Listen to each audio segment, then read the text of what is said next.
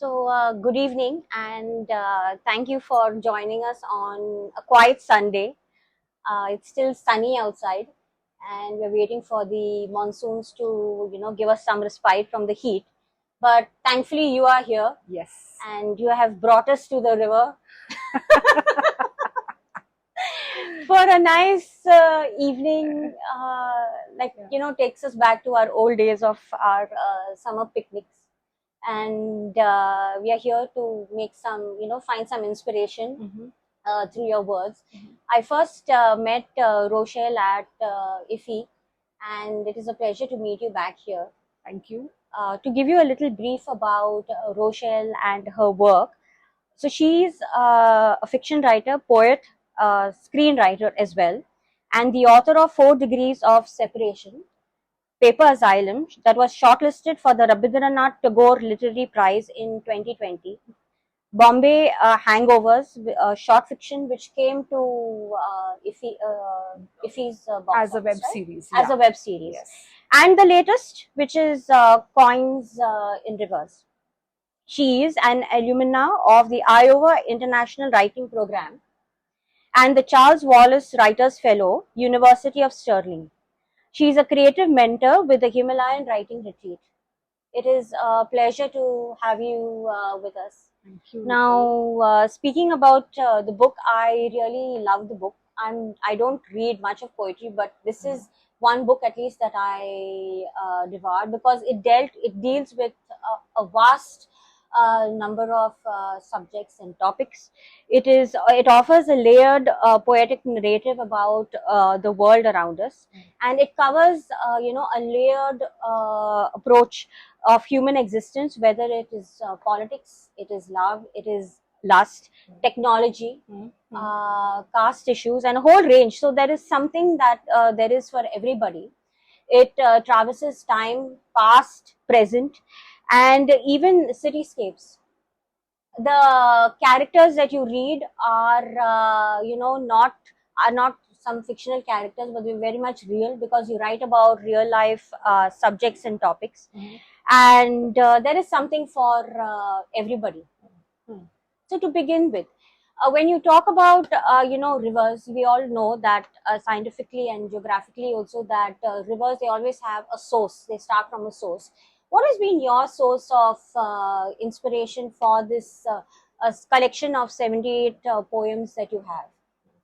So first and foremost, thank you very much for agreeing to engage with the book and to have this conversation, because this is Nicole's first or third. Yeah. But when I was asking her, it was her first. So thanks to the FICCI frames. Sorry, the NFDC Film Bazaar. NFDC's And good evening, everybody. Thank you for being here. See, I never outline poetry books.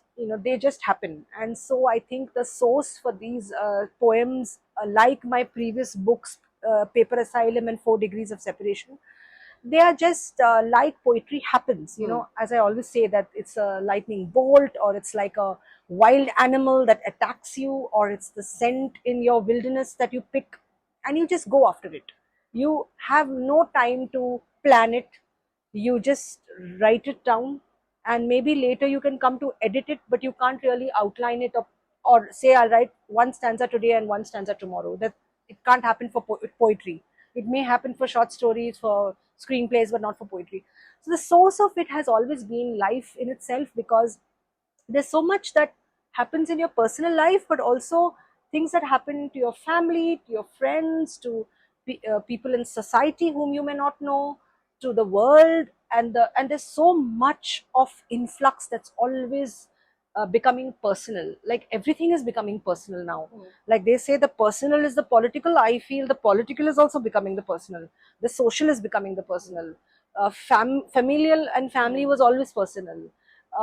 Everything is going back and forth, almost like a river going both in an upward flow and a downward flow, and it's like constant. It's like a water cycle also. So I think the sources are from anywhere and everywhere, and I think I've evolved as a when I was when I was only a poet and a short story writer, I had a different way of how I looked at the world. It refined as you go along, as you live more, you think deeply. Even detachment, I feel, matters to how you write. And then I think screenplays kind of exploded on the scene, because in screenplays I became a different person. You know, when I'm a Hibernia, I'm a different person when I wrote Paper Asylum. So I think becoming different people makes you look at different things. And sometimes, like, I mean to say, uh, I was never that comic. Like, I was a little comic in 4 Degrees with my poem Gathering. Like, you know, when I was talking about my Goan family, and I was talking of their quirks and traits. But I was consciously comical when I wrote Harry Mendonça, or when I wanted to write something like Bedding Day. Yeah. I didn't outline Bedding Day, but I wanted to have a comic element. From where did the comic element came? Because I was a screenwriter looking at the Navarasas. So I was looking at every rasa, then I was like, why am I only angry, or why am I only um, dramatic? Where's that comic element? But that comes from being a screenwriter. So I think every experience we have, it kind of confluences. How do you manage to balance all these avatars? Is it sometimes difficult to put on one hat, or do they all come together, like when you write poetry? I think only in a bookshop like this you'll have shelves with different labels. In our minds, all this is one. Right? I mean, you don't know when, let's say, education, like say digital integrated circuits or digital design, could merge with something else. Take that. Yeah. Anything could be anything, because in our minds, Or you have philosophy, yeah, and fiction and it can non-fiction, just be, because you are all, yeah, it can just be something together. So then I feel it's in our brains, we don't have shelves, like, and so everything fuses with everything, and something beautiful comes out, I think, when there's an alchemy. I call it the alchemy, because that is the way, and something new comes out from very random thoughts. And it could be in the abstract of poetry, or it could be more in concrete spaces like short stories or screenplays. In screenplays, you call them mixed genres nowadays. You know, like when you have, how do you say, like a horror spoof. Horror was always supposed to frighten you, but now horror movies have spoof in them, which is supposed to horrify you and make you laugh. Now, uh, yeah, yeah. so the shelves are merging. Yeah, so Yeah. yeah. And we find that a lot. I mean, Yeah. this merging of worlds, basically what happens mm. as you flow Yes. through your book, Yeah. and with the thoughts. When it comes to the title, Coins and Rivers, you know, we have this very popular concept of, you know, throwing the coin into the river, you know, and you, Yeah. like, as a wish fulfillment, you make a wish and it Yes. comes true, kind Yes. of a thing. Yes. But you know what you also observe is the kind of ripples that are formed on the surface before it hits Yeah. the surface. Yeah. Yeah. You know, and you talk about, you use this kind of similarity in your own thoughts by saying that, you know, whatever you have written, it goes in the form of concentric circles, where you are focusing from within, you are going into the outer world. Your personal thoughts are Yes. going, you know, you talk about society, you talk about the world, you talk about issues in all your poems. Can you tell us a little bit about that? Yeah, so I think, like, as I said, I don't outline poetry. So I first would write more of personal experiences, or like I call it, the kitchen sink or the cradle, or the woman in the city experiences. But then I became a human in the world, or a citizen in the world. Okay. At one point, I even moved further to think philosophically about what it is to be beyond a woman, or beyond a citizen of a country. Even beyond a human, what are you? Like, how do you look at the galaxy? Maybe like from an atom's point of view, or just from nothing's point of view, like, you know, like a germ or a dirt. How do you look at this whole existence? Then you come back to being yourself, and your religion, and your race, and your whatever, gender. So then these embodiments and disembodiments, I think, is a process also, because I think I'm old enough now to want to detach also. You know, there's a point when in life you want to be attached to everything. You want outcomes. You want, okay, I did this, I want that. I did this, I want that. And there's a time when you do this, but you don't want that, or you don't mind not having that. So then there's also this detachment that comes, because maybe you cope with disappointment in a spiritual way. And that's why my last poem, Bedrock, is on that. You know, it's a simple Bhagavad Gita's, कर्म करो पर फल की अपेक्षा मत करो. So that's the same thing. It's like, why are we attached to outcomes? Why do we want glorious results? What if we do the best and have nothing? Because eventually death is inevitable. So I think there's also a lot of philosophical kind of contemplations you have, which enter then your narratives. Yeah, yeah. But you mentioned that entering your narratives, but you also say that you do not. I mean, it's you are more of an observer than The actor. Than the actor. Yeah. I would like to believe so. I think I was always somewhere an observer, because I was not much of a reader when I was growing up. I used to read Nancy Drews and Hardy Boys and even Sidney Sheldon's, but I wasn't a literary reader. At the same time, I was a first ranker, so I'd always get nice books as prizes, in the school. So to read those books were my prize books. But I wouldn't go to the library. I was not the library woman, or I was not the girl who went to a bookshop and bought books, even though I'm sitting ironically in a bookshop today. Yeah. So for me, it was, then I asked myself, okay, if you didn't do this, then from where do you have so many stories? Why are you so compulsively wanting to write? From where is it coming? So I had to really ask myself that question, which you asked me first, which was my introspection. If I didn't read, because you come across all colleagues who say we read books. Yeah, I know We that. wrote when we were Yeah. 2 years old. And We published when we were 3, and you're like, my God, I didn't do anything like that. Yeah. So how did it come to me? Was it an accident? Because I'm compulsively wanting to tell a story. Then I realized I was always observing people. I had a large family, the Santos Fernandez family in Kalyan, and there was constantly something happening.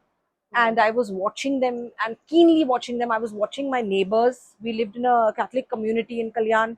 To watch them with great intrigue. I used to also participate in, eavesdrop the gossip that my grandmother and auntie would constantly be. My grandmother was a very successful gossiper, because she had nicknames for everybody. And she would stand at the gates of Violet House. Yeah. Her name was Violet, actually, Violet Fernandez, and she would stand at the gates of Violet House, and whoever passed by, she would say, "Hey, come here, come here, come here. What do you have in your bag? Like, where are you going?" So, and then she had names, nicknames for people, sometimes derogatory nicknames. Like someone was called Rouse. So you were like, who's Rouse? And then that person who had bought once Rouse, and every time she opened a bag, there was Rouse. So her name was kept as Rouse. So it was also a bit derogatory in a way, but the thing is, the humor and the black comedy of gossip, that there were, like my grandmother and her daughters or my aunties would constantly be talking in a humorous way. So I think that also I lend my ear to it. And do these voices play when you No, but you write? There's a certain habit that forms, is to watching people watching with a bit of comedy.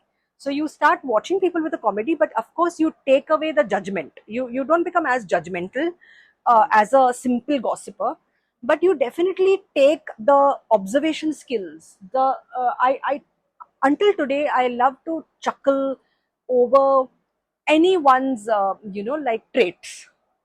I don't judge. I don't judge, because if I judge, I don't become a good storyteller. So it's a very selfish reason that I don't judge, because if I judge, even the antagonist won't be good. Yeah. My antagonist also has to have enough of flesh. So I don't judge. I leave it in the gray. But I definitely have these traits of looking and laughing at people's traits. Like I find something so funny, and then my daughter would be like, oh yes, she'd be like, okay, now I see it. And then it's so funny. And it's not finger pointing, or it's not like derogatory, it's not the nicknames, but it's like, look, why did they do this and they did that? Like, how could they do this and they do? And then it's the funny, the comic, which I think we have stopped. We've become sometimes too serious. Too serious. Also whatever you say is taken as an offense now. Anything is, and also laughing at yourself. I really make a lot of, I'm the clown actually, so I have a lot of fun, in the process of being human beings, because we're so funny, so crazy. And my poem Gathering still retains that funny quirkiness that is there in 4 Degrees of Separation, where each family member, of course I changed their names, but what if they ever read the poem? They haven't read it for a long time. That's why, when people say read poetry, I'm like, you better read poetry. You don't know what's being done. They haven't read it. But I changed their names, but all the traits have been kept. Okay. And they're funny things, very Okay. funny. So then, Yeah. you have a Yeah. few characters in the book. One is Harry Mendonça, Mendonça, yeah. and so do we have a real life character? I'm sure there must be a Harry Mendonça somewhere. But not No, but really, not a Harry Mendonça, because I'll otherwise have to pay. What was that thing called? Defamation case of 1 crore. What if a certain Harry Mendonça slapped 1 crore of that defamation? No, but there's definitely this character who's come from somewhere in Yeah. Kalyan and this Catholic community, and he's there somewhere, Yeah. and he just wanted to tell his. I can read that actually. Yeah, you can I can actually that. read a bit Yeah. of it. So Harry Mendonça. I just want to know where is it located. Yeah, here I found it. It's on page 47.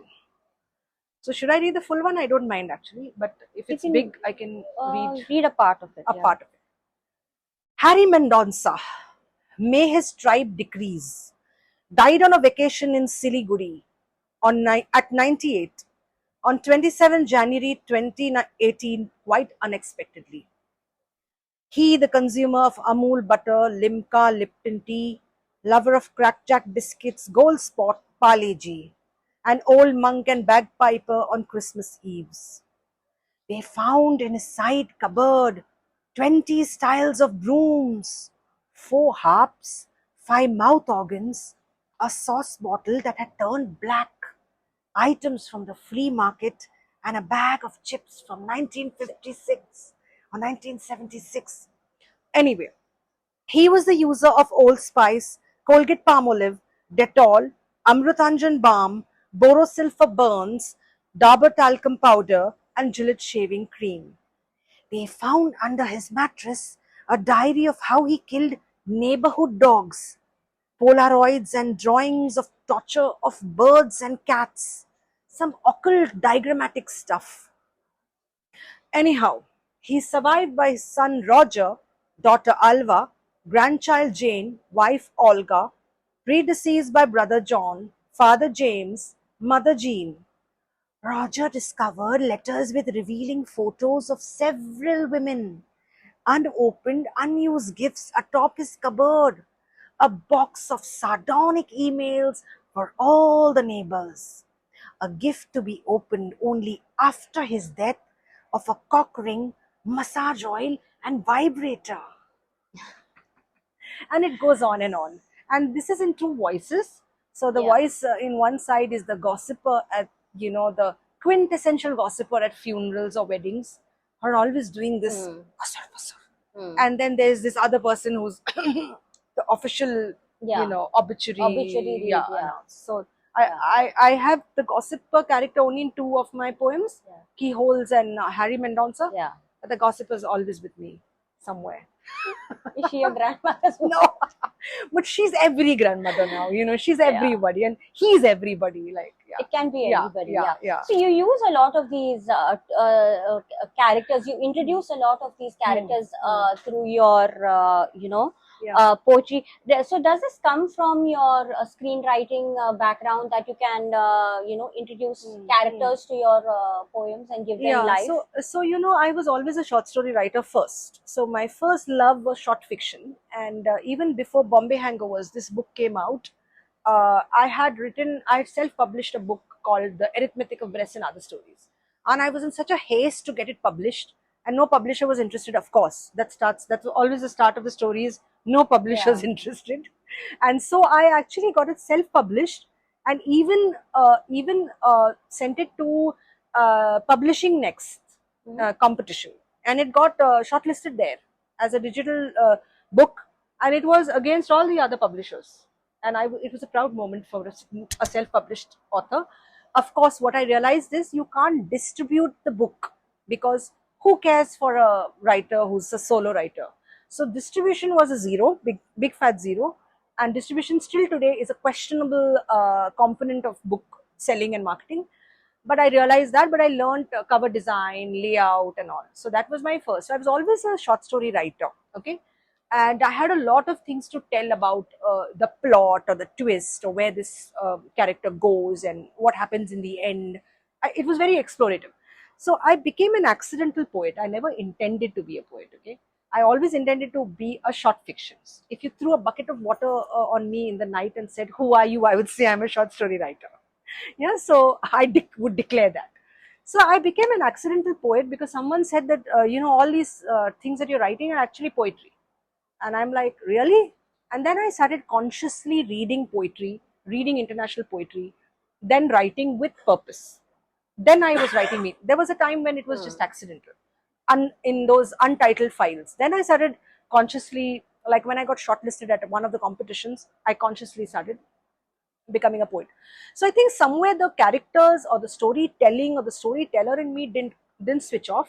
So that's why you'll find a Harry Mendonça, Mr. Baker, you'll find Shalom in Strings, you'll find the girl from Lal Bazaar. You'll Even always the toy find, maker. yeah, the toy maker. There will always be characters also, because somewhere I'm telling you a small lyrical story, and then there will be these abstract poems which you could call maybe they are characterless poems Yeah. in a different way. Yeah. But you infuse these characters, you talk about the larger issues that they face, that or you have in society through these characters that you have developed. Sometimes I feel they can be very good vehicles, because maybe Is it easier for you to I mean, put your it's easier. points across? It's easier because our reader sometimes always slips into the shoes of the character when you talk of social injustices, when you talk of transformation. If I gave you an abstract piece of transformation, it would work. But when I told you that the girl has like flown her first eaglet, that girl and the freedom tells you much more. The girl from Lal Bazaar, when she's a musician who's broken out from that rut, Yeah. it tells you more than if I had just abstractedly told you about transformation. So I feel characters embody transformation, and I don't know, they befriend the reader. There's a sense of befriending that happens. Along with a lot of the themes that you discuss, the Goan in me picks on the most obvious, which is bread. You begin with a poem titled Bread, and Yes. then you have another one which is called Pau. Yes. Where you talk about being called a Pau Ali, which I think a lot of people get. Yes. Did you called also for. get it? Not yet. Not in yet. Goa. Not in Goa. I think you have to go out somewhere to be Outside. called, Yes. identified as a Pau Ali. Yes. But I've had outsiders say that talk about Pau Yeah. Ali and Yes. Okay. y'all So you are have Pau correct. Walis and stuff like that. Powers. Yeah. So yeah, I mean, why has bread? I mean, how do you use? Have you used bread in apart from being like A Pawali. apart from you being a Pawali?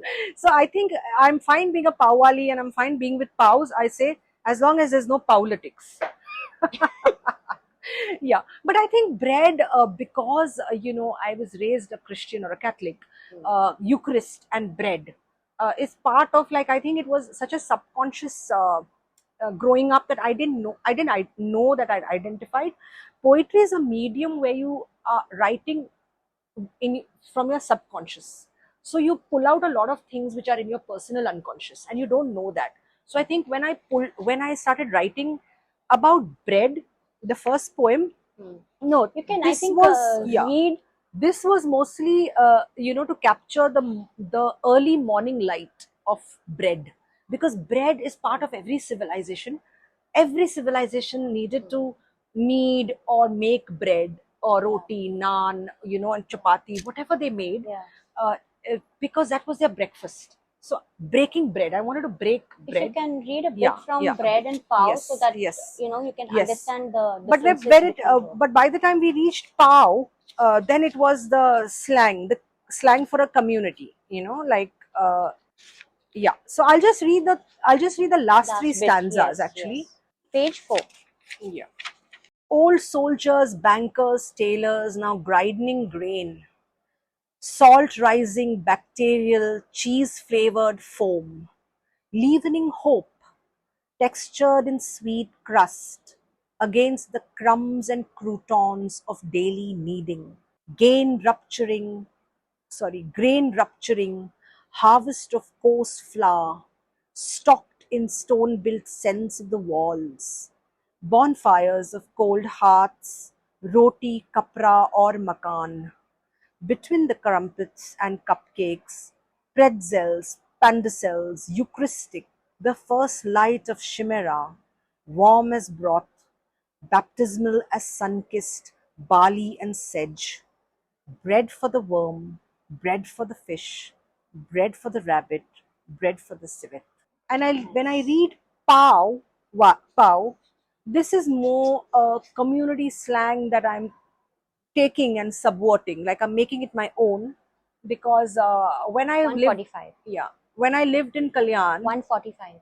page 145, when I lived in Kalyan, like there were very few. The Catholic community was a small community, so if you even rode cycles with not even short skirts, but just knee-length skirts, somebody would always say, "Hey, Pawali," that kind, like. So I think I remember that. I never forgot that, and today this has a place. So also memory, for a writer is a dangerous proposition. Yeah, Pav. A Pawali. When I was heckled or eve teased, it was slang for a Goan Catholic girl. Pav meaning bread. We were supposed to be bread makers, bakers, though no one in our house needed dough. Maybe roti with the smell of curry on Sunday mornings. I remember my parents sourcing pav from the pawwala instead, who clinked his bell every evening at our building gates. It was my job to stop playing and fetch the bread wrapped in newspaper. As I quickly raced up the floors, I would dig my dirty fingers into soft bellies and grab cloudfuls, sweet Eucharistic, melting on my tongue. I fluffed the crusts in a way that it looked full, delivering their emptiness to my mother's dining table. Best-selling award. No one congratulates my best friend. Child rape. Trolls discuss her fate. And you mix a lot of different forms of poetry throughout the book. You have introduced a little bit of Haibun along with your longer narrative poems. Yes. How did you go about, selecting what would go well with the subject? And if you can tell us. Yeah. You mean to say the sections? Yeah. Yeah. So once I wrote these poems very wildly. Okay, like I didn't have an outline, so whichever thing struck, I wrote.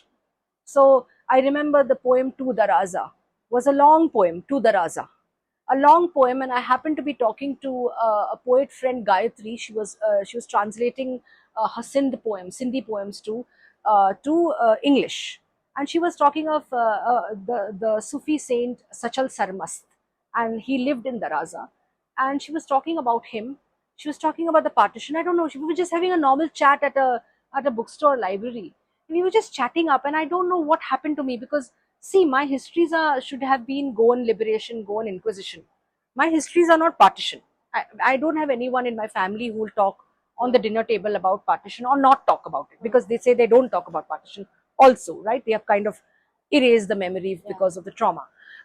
In either case, I didn't have anyone talking about the partition. So it's unlikely that I would go and write about a partition poem. But I don't know, there was something that happened that day. We were talking about the translation and this and that. I go home and I just feel a train emerging from the dust. I feel it, okay? It's not there. I just feel it. And I feel that, I don't know, I'm in the grip of that, and I just write to Daraza. And the she in that, the character she is Gayatri. And she is going through this long train of translation, but the train of translation becomes the partition train, going to this new train that has been formed as a friendship bridge between India and Pakistan. And it also goes through history. We are cutting across the length of history in the train, and suddenly it becomes this long poem. And this also it won an award. Actually, it won a prize at the Norton Gerald Poetry Prize, UK. But I don't know from where it came, and I'm like, this is not even my history. But it's mine now. It's mine. So yeah. And history is something which you write a lot, you introduce a lot, whether if it is writing about historical Yes. figures like Martin Luther King, Yes. or the Gandhis, Yes. or have you always been a history buff, See, I or did score have the you read? highest. So see, I scored the highest in history in and English in my 10th standard. Okay. And I should have realized then that I should have taken literature, but I went and took commerce Oh. for the coins. Oh. For the coins. I was so money minded that I never And got which is any. why I never got any money. is this why commerce is back in your book? It's only back. It's only back in the front, not in my pocket. Yeah, I never get any coins, but I'm only running after money, money, money. You know, just in theory. Like I loved commerce, I loved economics, I loved business. I did none of it in my literature. Yeah, but I loved those subjects, and it was only much later that I discovered that I should have been in literature. Yeah, so it was like a very accidental kind of thing. I don't know. Yeah. We have to run after the coins, Manohar. I so agree with you. Yes, commerce, and you had the assets and the liabilities. I love that. Till today, I think about balance. Okay, but you changed stream later. You're not allowed to actually change Okay, the yeah, reception. yeah. Listen, So these are my wishful coins. When they say poetry doesn't pay, I can show. it doesn't pay. But commerce is also another, along with history, commerce is also, like you talk about inequalities and Yes. politics and economics also. I think in a lot of the corporate world and capitalism, I understood through commerce and MBAs from those studies. Though I also have inculcated a lot of corporate ethics like punctuality, promptness, and I have a to-do list and I have everything like tuck, tuck, tuck, tuck. So that's all the corporate ethics that came to me. But of course, capitalism and patriarchy, when it's connected to capitalism, what does it do to the environment, to the female workforce? So there has been that deliberation which always was there. And history, when you talk of history, I think I like history, but not as a history buff. I do love history, but I also love mythology. So I do like science. I like space science. So I like these subjects, and sometimes when I read up and I really enjoy them, they somehow filter into my schema of writing something in a mixed genre way. So yeah, things do. Whatever I read, I think comes mixes itself, in alchemizes. Yeah, into your all the subconscious. shells merging. Yeah. Another so when you comes when you talk about conflict, especially wars, and whether if it is to do with caste, even religion, in fact, Yes. which you have written about in two of your poems. One poem which I found interesting was Viewfinder, Mhm. about a Indian photojournalist that was murdered, and it is a dedication to him. Yes. And you are like in a way pleading to him that don't go if you had not gone. Danish Siddiqui. Danish And I Siddiqui. think at that time there was a pandemic going on. Yeah. And I don't know, I was in that space that too many things were going on, uncertain things in the pandemic, and his loss, I don't know why I felt it so deeply. Like I have never met him in my life, but there was something that happens to you in certain times, and I felt like like what if it was me going out there into those dangerous spaces and not coming back, and then how much of risk do you take in your job? Yeah, like I mean to say, some people take so much of risk in their work lives. Yeah. So journalists take a lot of them. So I don't know, that was a space of a very different kind because of the pandemic also. And another conflict which I thought was very interesting was in Partisan village, which is more to do with this ongoing religious conflicts which are pervasive in society. If you could read a little bit about that. Yes. I can read the full poem because it's a small poem. This is on page 113, 113. It's called Partisan's Village. Break down a temple, church, build a mosque. Break down a mosque, temple, build a church. Break down a church, mosque, build a temple. But where's God in these building blocks of civilization?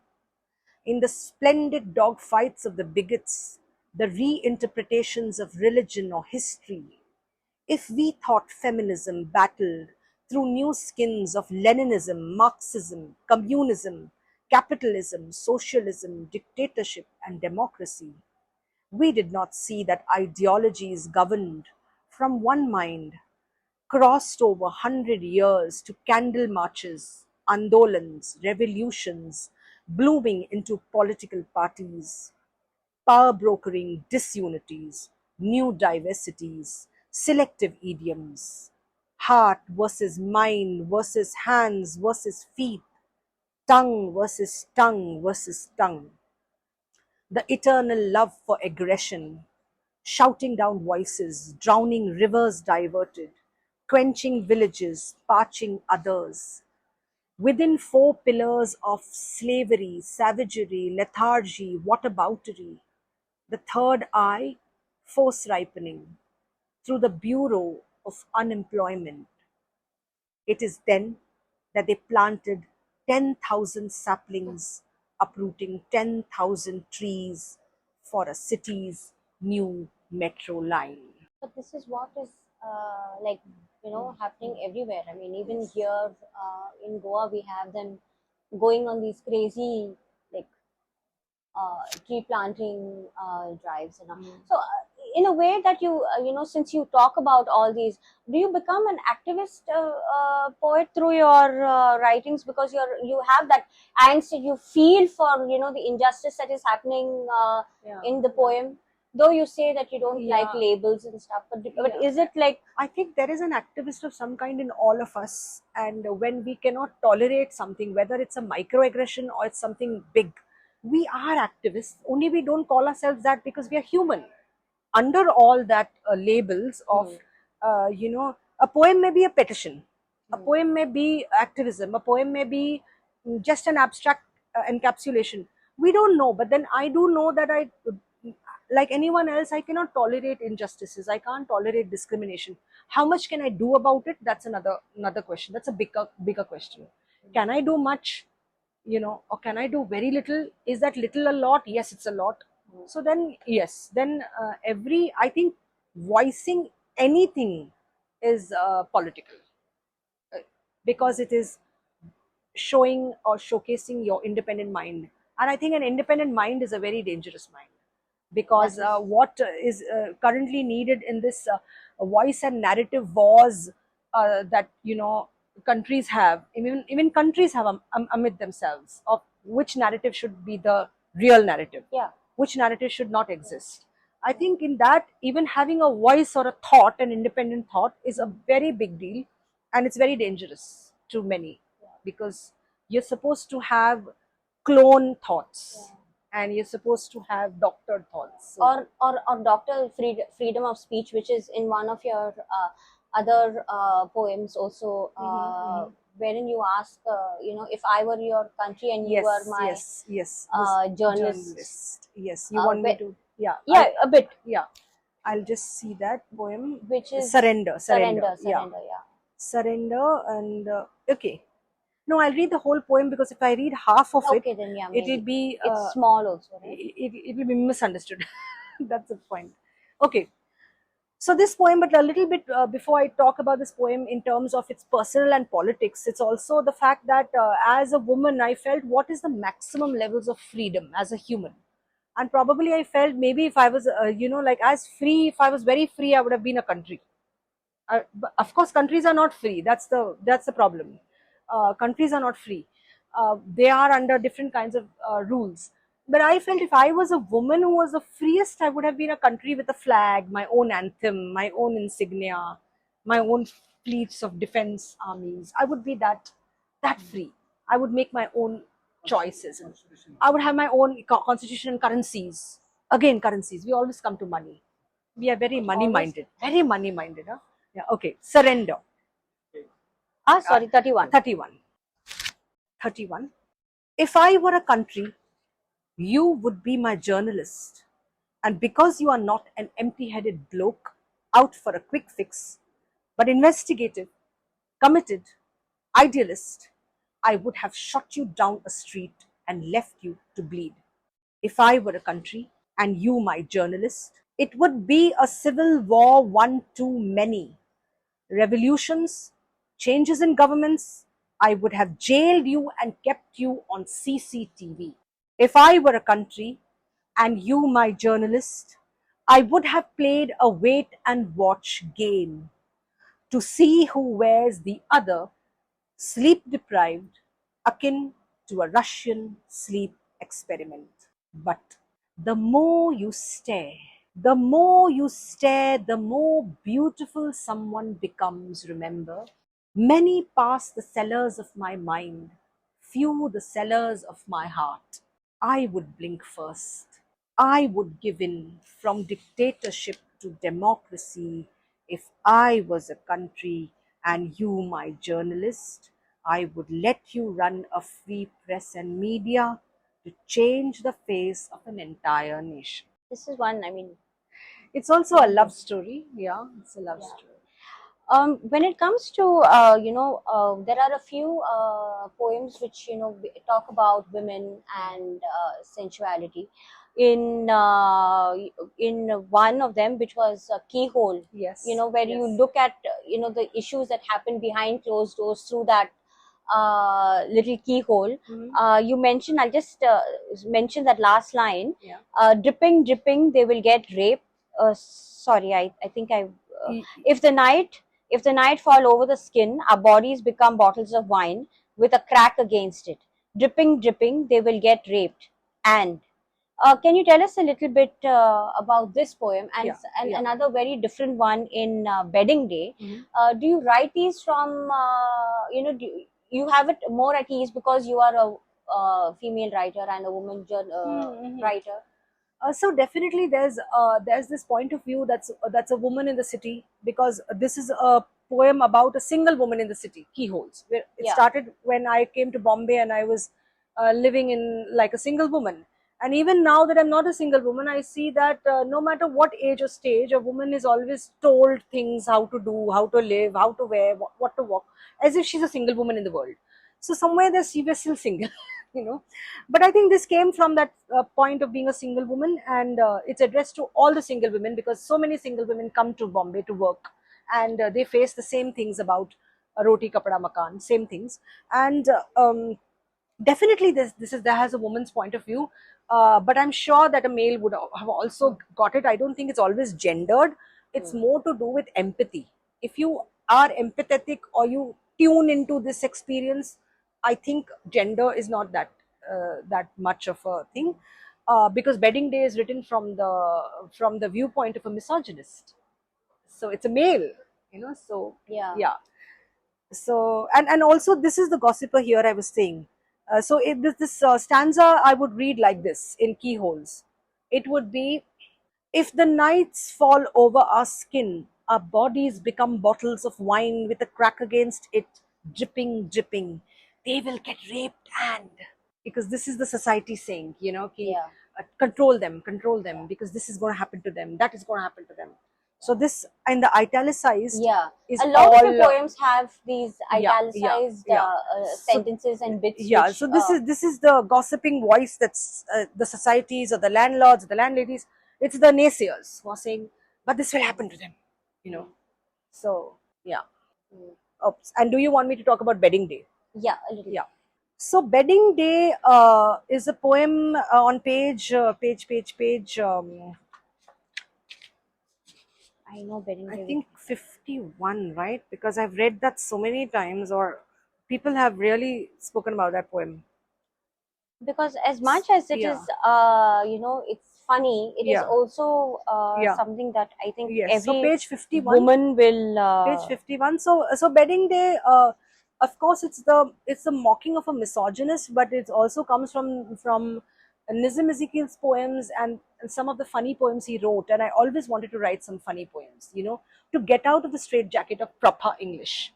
So I wanted to do some badmashi and masti, and this was my time to do it. So to just be bad with English, get a zero in English. So this is my zero in English. You want me to read it? Little bit, yeah. Yeah. Now I'm going to read the whole thing. Read. Yeah.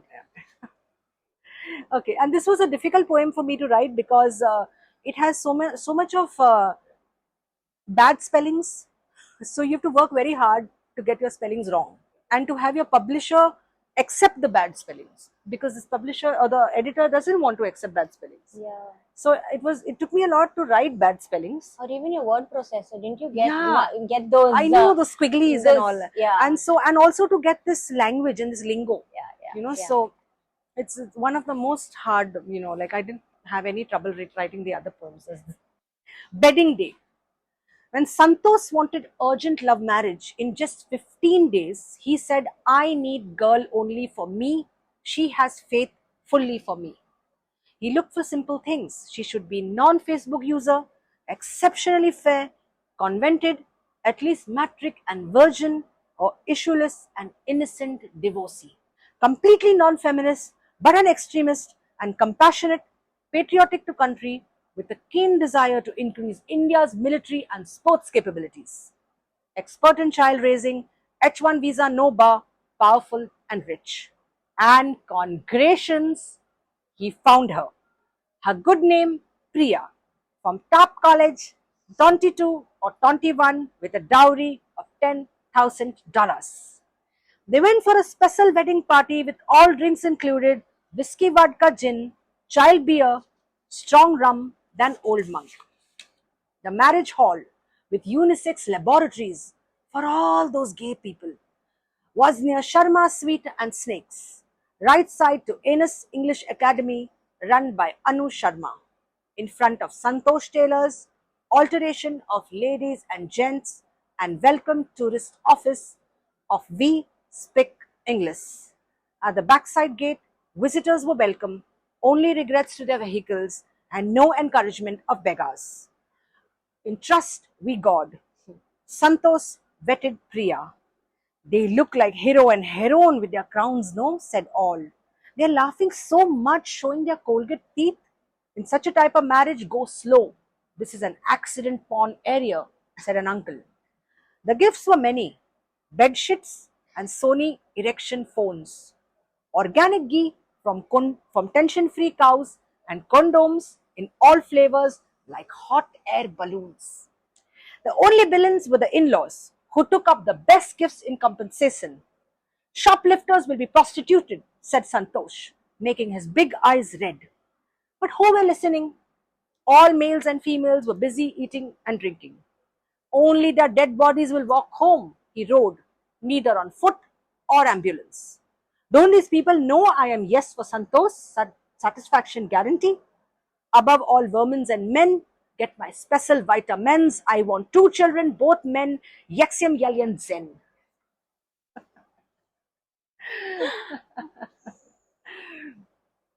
Yeah. Yeah, these poems, yeah, they gave a good break to the whole Yes. book, Yes. which you introduced. There are 3 of them. Yes. This Yes. one and Harry Mendonca, Harry and Mendonca, a litter of and- application yes. to a school principal. Yes. And the reason for these poems, like I couldn't outline these poems, but I definitely wanted a space for Hasya Rasa, the comic rasa, because when I was a screenwriter, we would look at some comic scenes, or we would look at the whole thali or the spectrum. And so I missed that in the book. And I was like, where is the Hasya Rasa? I want to laugh a little bit also. And I was like, there's a lot to laugh actually. You don't have to be angry about a misogynist. You could also be mocking him. You could also have black comedy. We don't only have to use rage. We can use so many other things. So why don't we use them more? Of course, Manohar uses a lot. And you use a lot of wit and sarcasm in your poems by default. I had to go and search. I had to say, where's my Hasya Rasa, I don't want to be serious all the time. There's this other rasa we don't use as much. So for me, I'm talking about me. But I think in general also we have unlearned the there are books which are where we have- very sober, following one kind of tone, and you're like, you want to break that. And when you're a screenwriter, it's all the more. You want to break it. You want to suddenly change the pitch. Yeah. And what you have 78 poems in this collection. Has there been one that or two which have been like a real challenge, which you really took you like Yeah, I think this one, Wedding Day, definitely was, a letter of application to a school principal had, if you read it, it has all the Hindi idioms translated to English. So it is "Come bull beat me," or "There's something black in the dal." So when I read it to my Hindi speaking, audience as well, uh, they are very quiet, okay? And you're like, why are they so quiet? But they're busy translating all the idioms back and forth. I've given them a lot of work. So they're very quiet. So, but then that was also fun to write. But then you had to know the Hindi muhavre Yeah. to write But that. you're very good in Hindi, I hear. I like Hindi. Hindi is my second best language. More than Konkani, more than Marathi, more than Bengali, it's Hindi. I think because I grew up in a small town, Kalyan, wherein we had a lot of Hindi speakers. So I also have a lot of, school short stories that I learned in Hindi, and I really love them. I still think of them. So I think, yeah, Hindi does. And I think much later, I think it's because I'm a screenwriter now. Hindi will help me not in writing the dialogues, but in knowing the kind of a bilingual text, a dialect of what is your character. Even if you write it in English, you know that he's saying it in Hindi. So any person will be like, because I remember I had once met a Hindi poet, Anamika, in Delhi, and she told me these are English poems, two of them, but they are Hindi poems. I'm like, I know, because it's for me, I think dual. It's English Hindi. Also, Yeah. it introduces that local flavor from the ground, which would be open to Yeah. like a Hindi audience, Yes, but not an yes. English audience. Yeah. But you merge both, and you can use Yes, both yes. because you have because I think a lot in Hindi, and there's a lot because you have the if I'm flair for both informally, languages. yeah, and if I'm informally talking, a lot of Hindi words will happen. It will just happen. So it's a very natural thing for me. But I'm not fluent. I can't write Hindi novels or poetry, but I'm very close to that language. And one last question is on your visual imagery that has been I must tell you, spoken. but wait, I must tell you Yeah. one thing about a difficult poem in a different sense of my poem called Rape Fantasies. Because rape and fantasies don't really go together, so I wrote the poem because when I write, I don't have censorships. I just write what I want. In my draft ones, I don't bother about anything. In my draft twos, I will edit what has to be edited. But here it was about whether I want to put that poem in the book or not, because I was a little fearful that if it is not rightly read, it could get misconstrued. But is always rightly read, thankfully, and I did think twice. But so the difficulty was not about writing it. Like Wedding Day was difficulty to write bad English and bad spellings. Here it was, should I put it at all or should I not put it? But then I kind of included it, and no one said anything, and it went well. It went well. It went right. Yeah. It went right. Because So, it's not a poem that one would expect. I mean, a Yes. woman which is yes, yes, fantasizing about yeah, rape yeah, and yeah. Because it's a rape difficult subject. is a Yeah. very triggering Yeah. experience, a triggering word. It leads to movements. It has a lot of trauma, PTSD. So I was thinking, but then once you read the poem, you know that it lands in the place where it has to. So yeah, and a feminist poet Neerja, a Marathi feminist poet, actually translated it to Marathi as well. So then I felt That- like, okay, it's gone right. gone Because this is a right, risk, yeah. right? You don't know how the reader will take it. But they've all taken it well. So that was a difficult poem in a different way, a judgment, of including or not. Not writing or not. I never have to question what I write. I will save some things in my computer forever. But I will always write what I want to write. And about your visual imagery that you are, that you yes. very expertly introduce in all your Yeah. poems. So I have 4 visual poems. So 2 of them, one is a simple poem of the skin, and the dermis of Yeah. a prejudice that lies below, but we may have a lot of decorum on top. So because I've come across people who say in solidarity, and then after a while they Yeah, will you say see the something, changes in yeah. in people. And then when they are more in an inebriated state, they may say the complete opposite of what they were saying, and you are like, wow, we are seeped in prejudice sometimes, and we need to check our prejudice.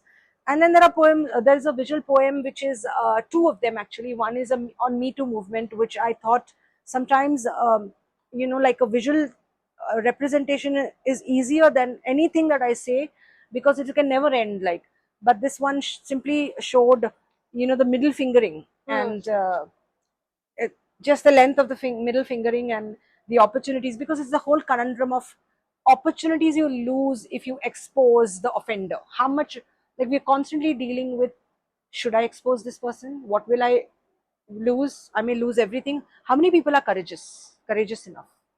We have to constantly think, right? Because so We do. that was only in an abstract poem I could put it out. And there's another poem which is one of my favorites, which is a visual poem, which is this pyramid. I call it Gravity. And this is Which that, Maslow's yes, actually it's pyramid, it's a but tilted Abraham Maslow's pyramid of needs, and the man is at the top, transcending, because he's transcending in every stream. He's a CEO, he's the prime minister, he's the president, so he's transcending. He has the final say. But at the lower part is the women who are dealing with primitive apes. We're still dealing with things that pulling us down. So that could not. I mean, I could put it in a poem, but sometimes you just It's conjure better, that. yeah. Yeah, it's just how the poem arrives. Hmm.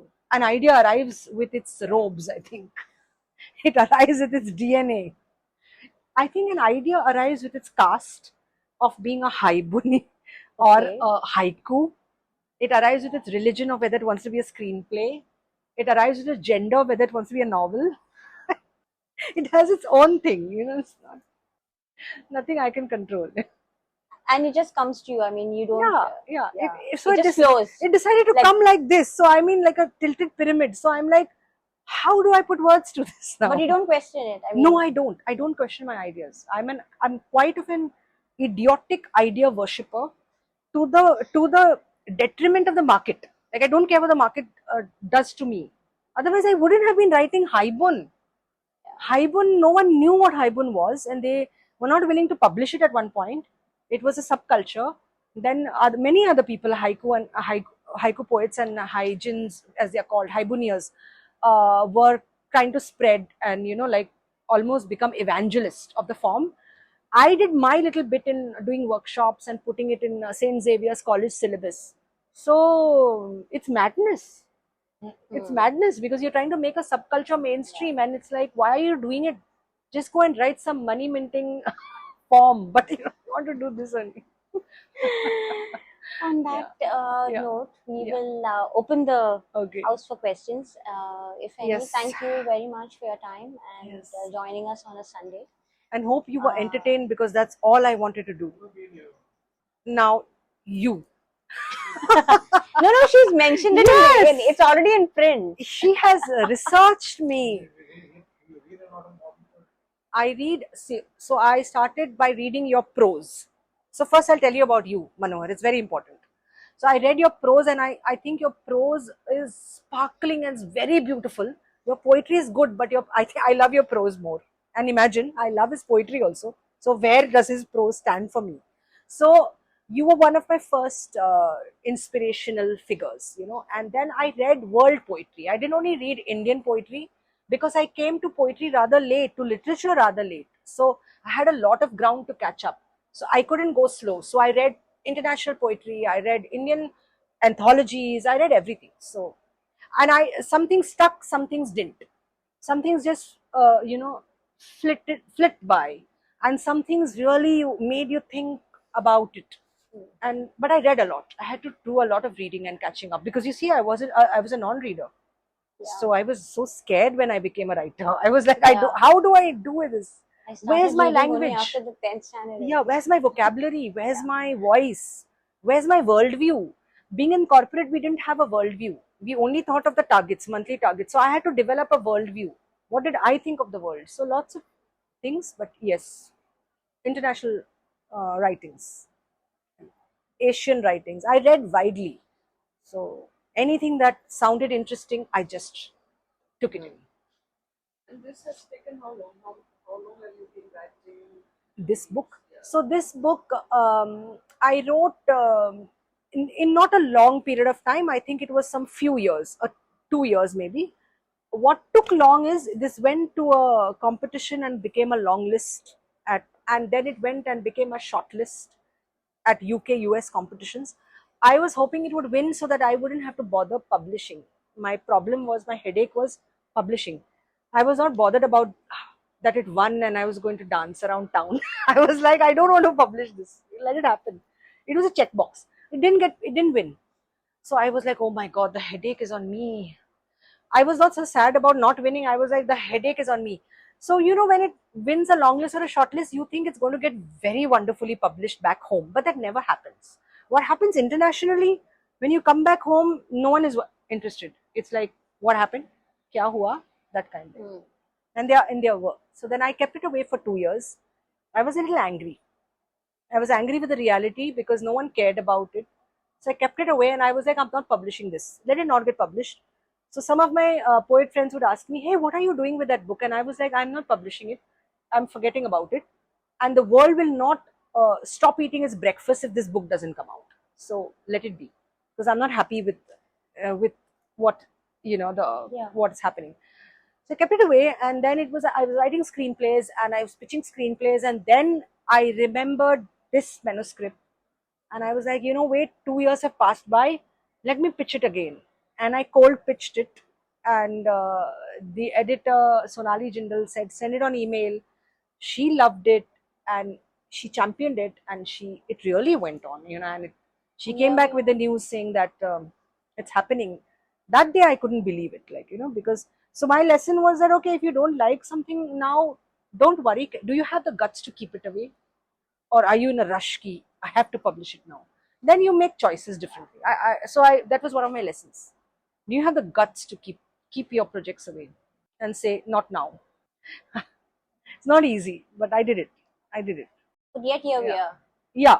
So I think every book has its destiny. It has its journey. It never happens before time. It doesn't happen after time. Yeah. Same with stories. Yeah. There's this switch that happens in the italicized verses Okay. and normal ones. Now, how difficult? I see when you were reading them out, I found it a little difficult to switch mentally between those two. Yes. How difficult or easy was it to write them? See, for me, because I know in my mind that this is the whispering voice, the gossiping voice. So Italicized is the gospel. yes.